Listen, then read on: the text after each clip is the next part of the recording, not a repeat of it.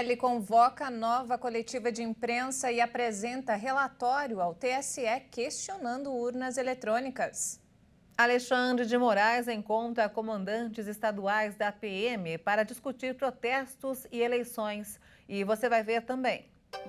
Uso de máscara em aviões e aeroportos volta a ser obrigatório no Brasil a partir de sexta-feira. Transações feitas por meio do Pix superam os pagamentos com cartões e crescem 40% em um ano. Ataques à bomba em Jerusalém matam um adolescente e ferem 18 pessoas. Seleção brasileira faz o último treino antes de estrear na Copa do Mundo contra a Sérvia. Agora no Jornal das 18h30.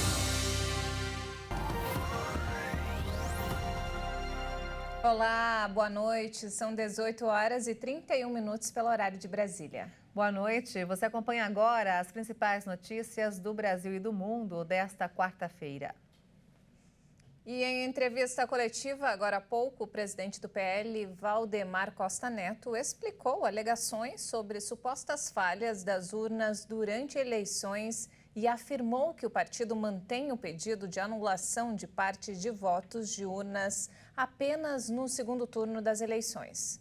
Na tarde de ontem, a sigla entrou com uma ação no Tribunal Superior Eleitoral pedindo a anulação de votos em alguns modelos, alegando desconformidades irreparáveis de mau funcionamento nos dispositivos. O presidente do TSE, ministro Alexandre de Moraes, havia dado 24 horas para que o partido apresentasse informações também sobre possíveis irregularidades nas urnas no primeiro turno das eleições. A PEC do estouro está sendo apresentada no Senado hoje. A proposta tenta viabilizar o Auxílio Brasil, que vai voltar a se chamar Bolsa Família, com o valor de R$ 600 em 2023. De acordo com o líder do PT no Senado, Paulo Rocha, a matéria vai retirar o benefício do teto de gasto que limita o crescimento da despesa à inflação do ano anterior por 4 anos. Mais cedo, Rocha afirmou que ainda hoje publicaria a proposta depois da reunião do governo de transição com comandantes das polícias militares. E o presidente do Tribunal Superior Eleitoral, Alexandre de Moraes, encontrou hoje em Brasília com os comandantes estaduais da Polícia Militar para discutir sobre os protestos e as eleições. Moraes agradeceu a atuação da corporação nas eleições e na desobstrução das rodovias bloqueadas por manifestantes. Após a abertura feita pelo ministro, cada comandante fez uma atualização por estado de como foi a atuação no dia da eleição e depois dos protestos.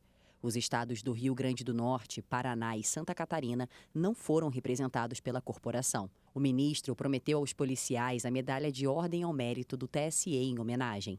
A companhia tem autorização para atuar em rodovias estaduais e federais para imediata desobstrução e impedir a dificuldade de passagem de veículos. A Justiça do Rio de Janeiro decretou uma nova prisão preventiva para o ex-vereador Gabriel Monteiro. Ele é acusado pelos crimes de violação sexual mediante fraude e assédio sexual contra seus ex-assessores.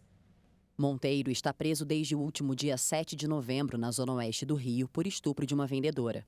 Segundo o Ministério Público do Estado, o ex-vereador teria forçado uma estudante de 23 anos a praticar relação sexual com ele após uma festa em julho. O novo mandado de prisão de Monteiro foi expedido um dia após o ex-parlamentar ser preso nesse mês. Monteiro negou o crime e disse que vai provar sua inocência. Gabriel Luiz Monteiro foi vereador da cidade do Rio de Janeiro de 2021 a 2022, tendo sido condenado à perda do mandato por quebra de decoro parlamentar após denúncias de assédio sexual e moral. E falando sobre saúde, olha só, os casos de Covid cresceram em todos os estados brasileiros em relação ao mês anterior. De acordo com o boletim Infogripe, os estados do Rio de Janeiro, São Paulo e Paraíba apresentam as maiores altas da síndrome respiratória aguda grave. A maioria dos infectados são adultos dentro da faixa etária acima dos 60 anos. A Anvisa aprovou hoje por unanimidade o uso emergencial de 2 vacinas bivalentes da Pfizer contra a Covid. E após 3 meses, a Anvisa decidiu que o uso de máscaras volta a ser obrigatório em aeroportos e aviões no Brasil. A agência também aprovou o uso das vacinas bivalentes da Pfizer. Essas medidas estão sendo adotadas por causa da alta dos casos de Covid. A medida, que começa a valer na sexta-feira, prevê um tempo de adaptação. A obrigatoriedade esteve em vigor entre 2020 e 17 de agosto de 2022. O diretor-presidente da Anvisa, Antônio Barra Torres, explicou que o tema das máscaras em aviões voltou a ser debatido depois da agência ter recebido manifestações de especialistas e entidades que, por meio de ofícios, alertavam para o aumento dos casos de internações e de mortes por Covid-19 e para a necessidade de adoção de medidas para frear o novo repique dos casos. Na mesma reunião, a agência autorizou o uso das vacinas bivalentes da Pfizer que protegem contra a Ômicron. Considerados de segunda geração, os imunizantes foram elaborados para oferecer proteção extra contra a Ômicron e suas subvariantes. Com o aval da Anvisa, os imunizantes já podem ser usados no Brasil. O Ministério da Saúde ainda não informou se já abriu negociações junto à Pfizer para a compra de vacinas bivalentes. E falando sobre economia, com o Pix, a quantidade de transações de pagamentos saltou 40% no ano passado em relação a 2020, principalmente devido ao sucesso da ferramenta. Em volume financeiro, o avanço foi de 27%, equivalente a 9 vezes o produto interno bruto do país. O crescimento das transações é resultado também da expansão do mercado de cartões, que manteve crescimento nas modalidades de crédito, débito e pré-pago. Os resultados foram divulgados pelo Banco Central.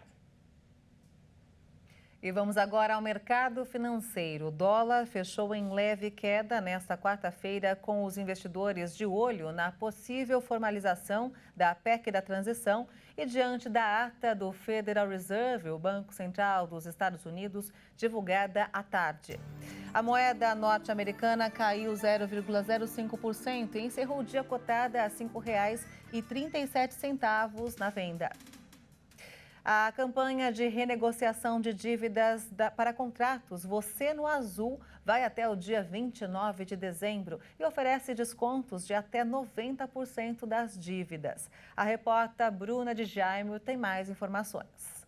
A ação oferece oportunidades para que clientes comecem o próximo ano com as contas em dia. São mais de 4 milhões de pessoas físicas e cerca de 396 mil jurídicas, com condições facilitadas para renegociação.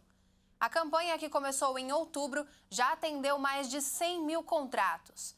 Para saber se o seu contrato faz parte da campanha e quais as possibilidades de renegociação, atenção às orientações. Essa é uma excelente pergunta, porque a gente tem uma série de canais digitais à disposição do cliente, além, claro, de toda a nossa rede de agências que pode também complementar as informações necessárias. Na campanha Você no Azul, a Caixa se preocupou em dar facilidade para o cliente acessar a informação.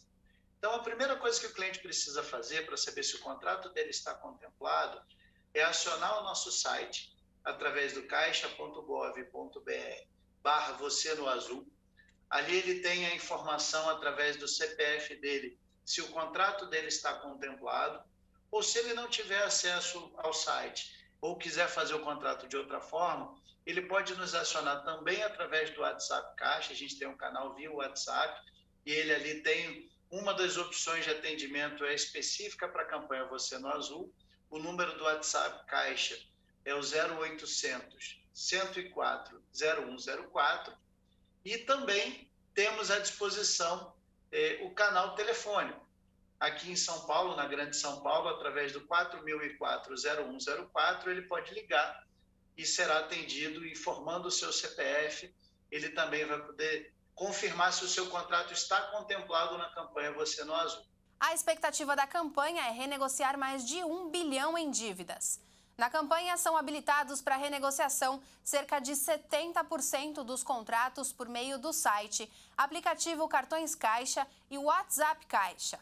Além disso, os clientes podem negociar ou acessar mais informações no site www.caixa.gov.br/Você no Azul. E veja a seguir, ataque russo atinge maternidade na Ucrânia e mata um recém-nascido. E ainda, a seleção brasileira faz último treino antes de estrear na Copa contra a Sérvia. Nós voltamos em instantes. Até já!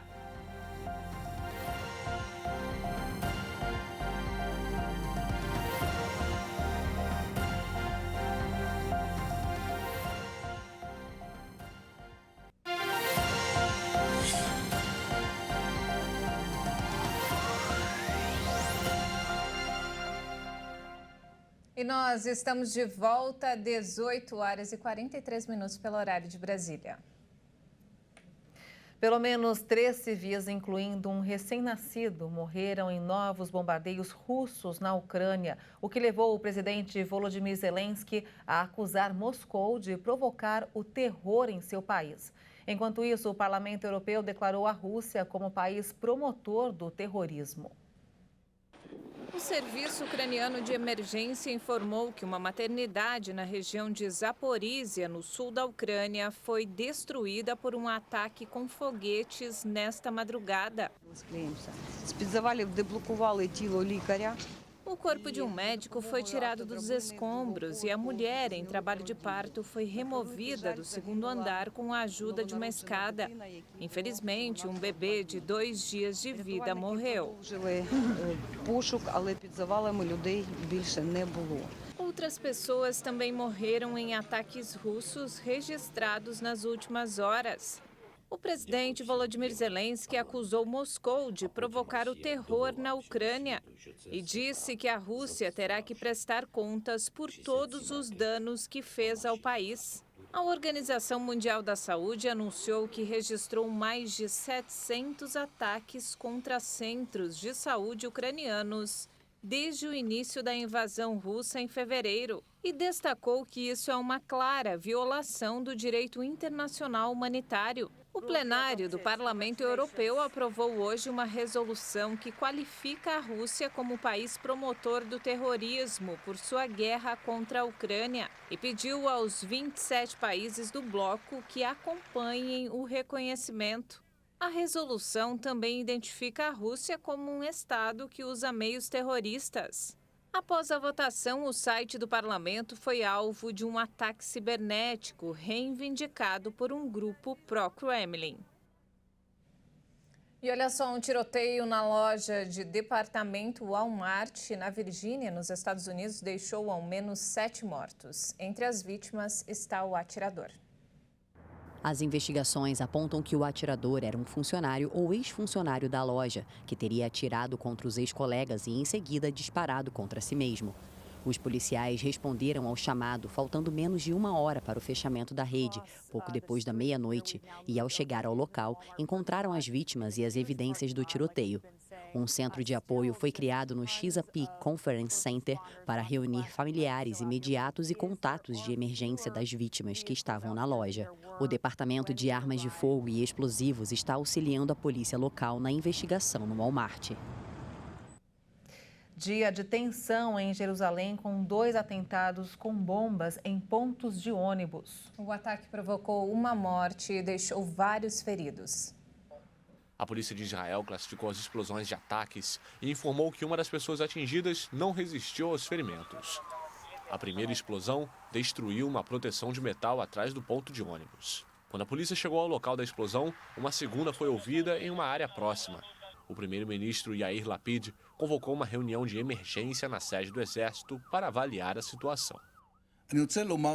Quero dizer aos cidadãos de Israel, nós encontraremos os agressores. Eles podem correr, podem se esconder, isso não adiantará. As forças de segurança vão prendê-los. Se resistirem, serão eliminados. Se não, vamos puni-los em toda a extensão da lei. De acordo com o Serviço de Segurança Interna de Israel, o último atentado com bomba em Jerusalém havia ocorrido em 2016. Sem reivindicar a autoria dos atentados, o movimento islamita palestino Hamas, no poder na faixa de Gaza, celebrou os ataques que chamou de preço dos crimes e das agressões de Israel. E vamos falar agora sobre a Copa do Mundo do Catar. Leonardo Félix está aqui com todas as informações deste 4º dia aí de Mundial, né, Léo? Boa noite. Boa noite, Léo. Boa noite, Juliana, a todos que nos assistem aqui na HIT. Vamos aí falar sobre o 4º dia de competições lá no Catar. A gente teve aí logo abrindo amanhã o 0-0 entre a Croácia e Marrocos. Foi um jogo bem decepcionante, sem emoções e sem muitas chances de gol. No jogo disputado no estádio Al-Bayat pelo Grupo F, a equipe croata não conseguiu impor seu futebol diante da forte defesa do Marrocos. A Croácia manteve a posse de bola, trocando passes curtos e buscando infiltrações, mas sem criar perigo. O time marroquino apertou a marcação e dificultou bastante o jogo do time de Modric. Com isso, a partida ficou muito amarrada. No fim do primeiro tempo, o meia Vlasic desviou para o gol e Bono fez grande defesa. Na etapa final, o panorama do jogo não melhorou. O zagueiro croata Lovren quase abriu o placar ao receber uma sobra em bola parada, mas o placar não saiu do zero. E na abertura do Grupo E tivemos mais uma zebra histórica. O Japão venceu a Alemanha por 2-1. Para se ter ideia do tamanho do feito japonês no estádio Khalifa, esta foi a primeira vez em mundiais que a seleção asiática conseguiu reverter o placar. Mas a partida começou com a Alemanha dominando o ataque em velocidade. Aos 33 minutos, o goleiro Gonda cometeu pênalti. Gundogan fez 1-0 para os germânicos. A partir daí, no segundo tempo, o goleiro japonês marcou presença com uma sequência de 4 defesas que impediu a Alemanha de ampliar o marcador. Mas os asiáticos reagiram e empataram com Doan.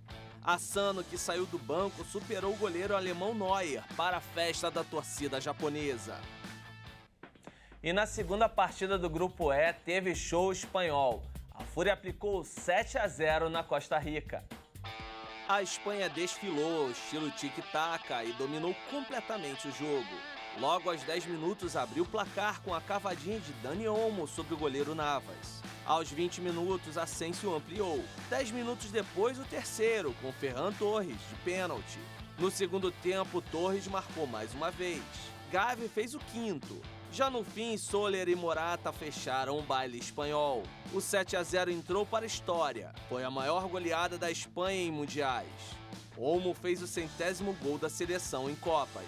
E aos 18 anos e 110 dias, Gavi se tornou o terceiro jogador mais jovem a marcar no torneio, atrás apenas de Pelé e do mexicano Manuel Rosas.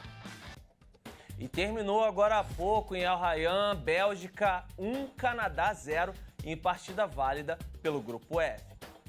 O 5º dia da Copa do Catar marcará o início da disputa dos grupos G e H. Vamos conferir agora as partidas desta quinta-feira.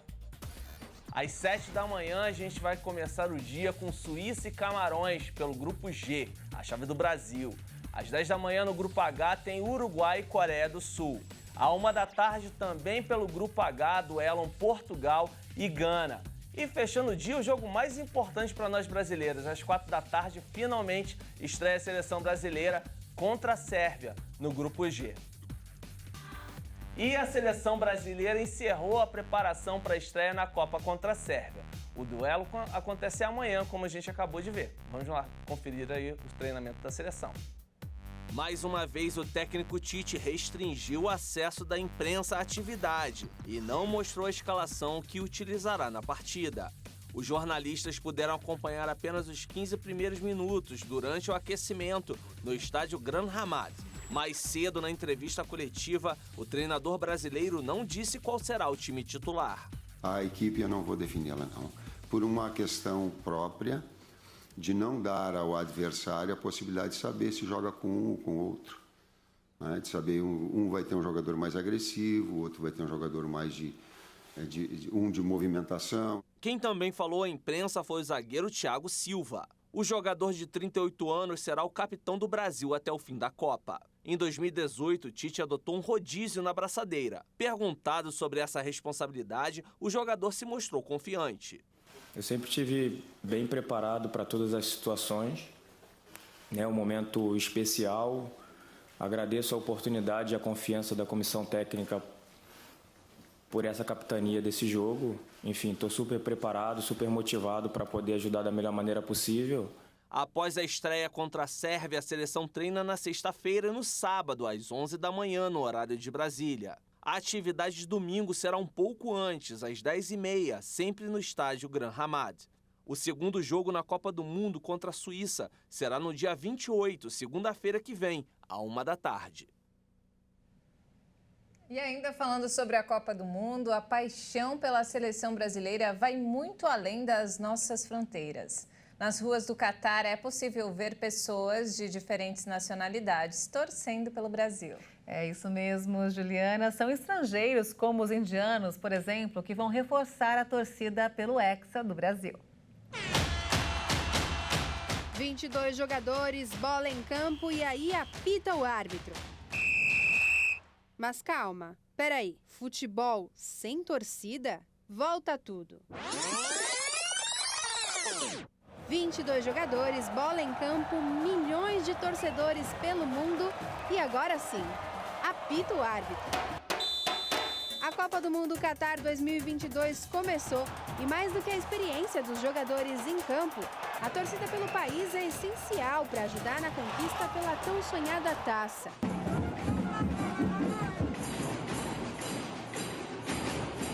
No país sede, as ruas estão tomadas de torcedores de diversos países.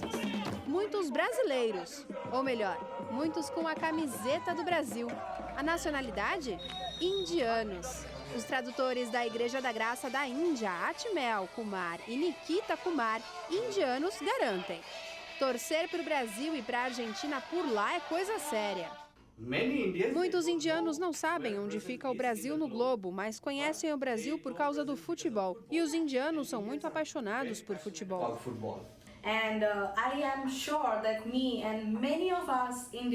E tenho certeza de que eu e muitos de nós, indianos, apoiamos o Brasil nessa Copa do Mundo porque foi o time com o melhor desempenho na história da Copa do Mundo. Amamos o Brasil. Temos meninos jogando futebol nas nossas ruas, nos nossos vales, e eles têm apelidos carinhosos. Se chamam de Ronaldo, se chamam de Neymar. E o que tem viralizado nas redes sociais são ruas como essa, com o chão pintado e cheias de bandeirinhas. Só que lá na Índia. Na decoração do país, duas seleções predominam. A seleção brasileira e a seleção argentina. O que dá para entender, afinal, as duas maiores lendas do futebol de todos os tempos vieram de países da América do Sul, Pelé e Maradona. A Índia se classificou para a Copa do Mundo uma única vez, em 1950, depois da desistência de 3 países, mas não pôde participar por problemas financeiros. Então eles adotaram outros times para chamarem de seus. E queremos, sim, claro, estamos muito tristes que este ano a Índia não tenha de fato, há muitos anos, a Índia não tem se classificado para a Copa do Mundo de futebol. Mas eu acho que é mais ou menos devido a muitos contratempos e devido a muitas outras razões que a Índia não está qualificada. Mas se não é a Índia, é brasileiro para nós. Mas e o povo brasileiro? Se o Brasil não fosse classificado para a Copa do Mundo, qual país você torceria? Acho que a Argentina. A Argentina, Estados Unidos. Torceria para outros times aí, não só pelo Brasil, não. Se o Brasil perdesse, tem outros times para torcer também. Não.